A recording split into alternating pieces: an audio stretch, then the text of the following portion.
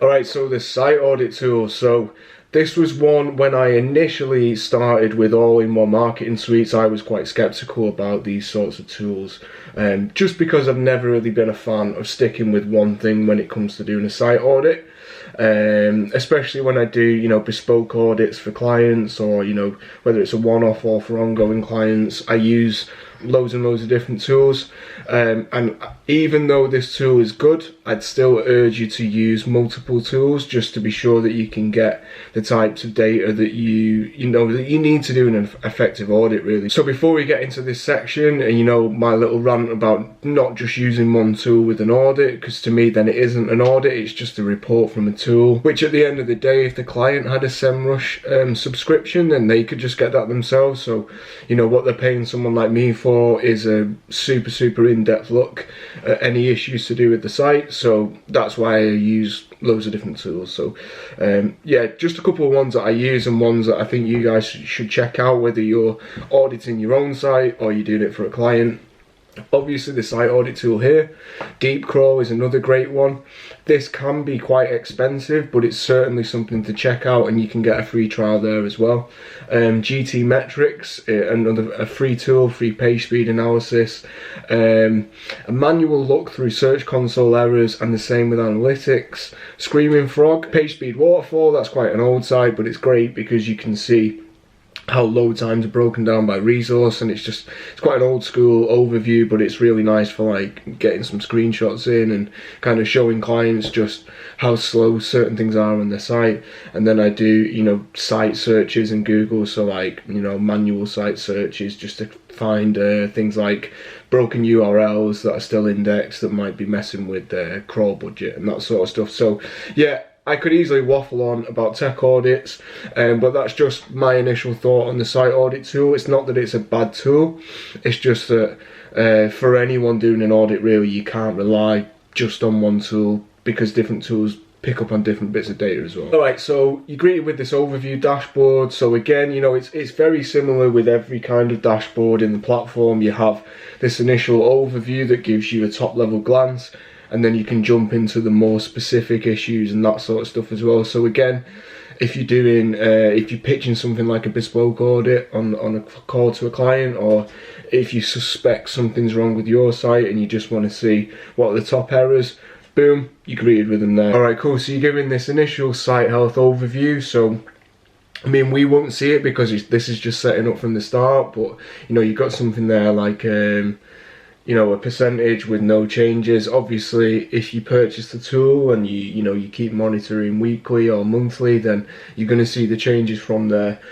So this is something similar to like Deep Crawl, where it will keep track of the site as things are updated, and then say you find 1,404 URLs, you address those with a redirect, and then it will tell you what's been actioned on a weekly basis. So the errors tab is just basically what the tool deems to be issues or errors of the highest severity.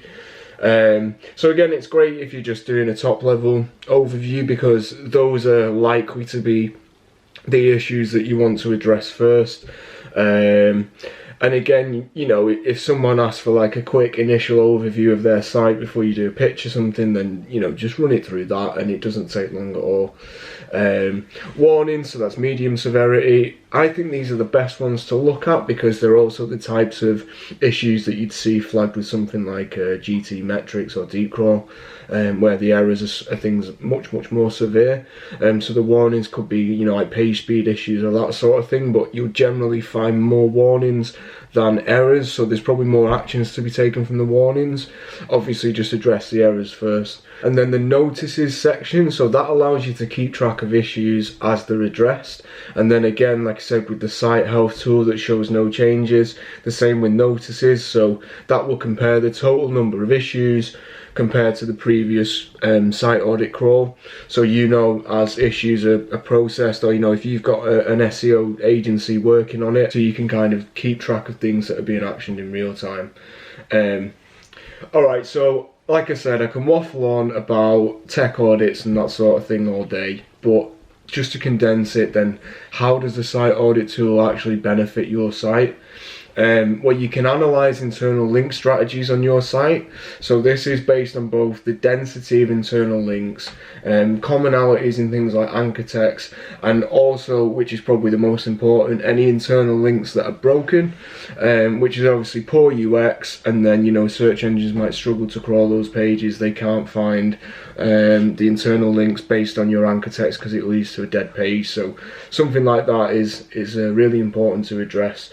If you're running an affiliate site in particular, you can see how many of your outgoing links are followed versus no followed. Now there's an argument around this, but I still no follow all of my affiliate links, especially to Amazon, because I don't want them to get any more authority than they are already. So something like external links that are followable can certainly zap your authority, and I think that's an issue even now, no matter how much Google denies taking it into account or anything like that. So you can also get a deeper understanding of your crawl budget, so you can do things like log file analysis within the tool as well. That isn't covered in depth in this review, but it's certainly something to check out as part of the tool, and I'll definitely do a different video just on something like that as well. So in terms of the crawl budget optimization, like I mentioned, by doing manual site searches and finding kind of dead pages within your site, you know, search engines may still try to crawl those pages, especially if they're indexed. So this can inflate your crawl budget, and then means that any new pages or existing pages that aren't deemed as important aren't being crawled, so any updates take longer to go through and that sort of thing. So you can find things relating to crawl budget as well. So, you know, you're kind of looking for things like HTTP URLs, any empty or thin pages, and then any 400 errors. If you're an e-commerce store, so this is particularly important for e-commerce stores with multiple storefronts, you know, in different locations. You can monitor any issues related to international SEO. So this is, you know, most commonly it's something like href tags, which just kind of tell Google that you have very similar versions of your site in different languages, and that you aren't just kind of copying content and trying to rank in different localities. You know, otherwise you'd be hit with you could even be hit with the penalty for kind of duplicating content multiple times. It's just kind of keeping that in check and making sure that the correct storefronts are served to the correct location. And then, yeah, you can also make use of the site performance tab.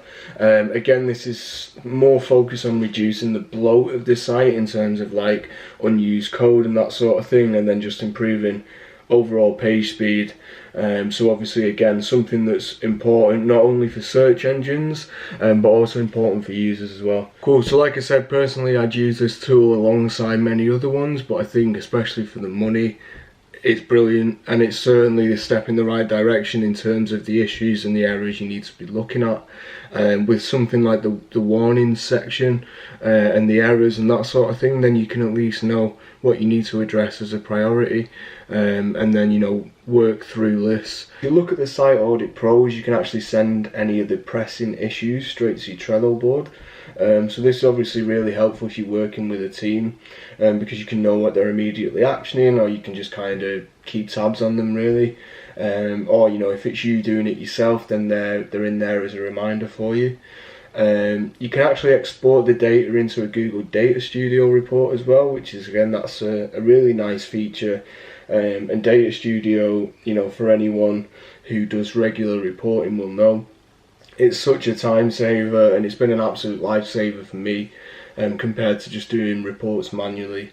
Yeah, and as well, what I really like is that the tool is really logically split in the same way that you might approach a deeper audit task. So, you know, you kind of address those pressing issues first and then work down. So they've also obviously integrated a comparison into previous crawls, previous site audits. So it's really easy to keep tabs on things that have been resolved or actions that the tool has picked up on. And then you can also cross-reference that with the data within Trello and that sort of stuff as well. And then you can actually export the data into like different custom graphs and that sort of thing as well. So, and even the raw data, so it's literally all there for you, and then it's up to you how you present that to your client, or if it's just data for yourself to be looking after. So the cons for the site audit is mostly me being quite picky, but I'm just kind of putting myself in the shoes of a beginner, and then also someone like me who's just moan about things. So I think that the initial data that you're presented with can be a little overwhelming if you're new to the auditing process. I think they do as good of a job as they can in terms of like the way that errors and warnings are categorized, but I think either way, you know, if you're new to this, then you're going to find it overwhelming. So it's not necessarily a con.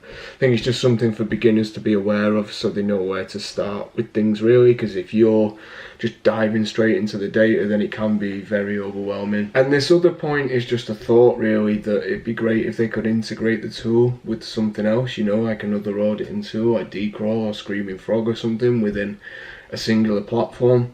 I don't know what the chances of something like that happening is, but I think that'd be really cool.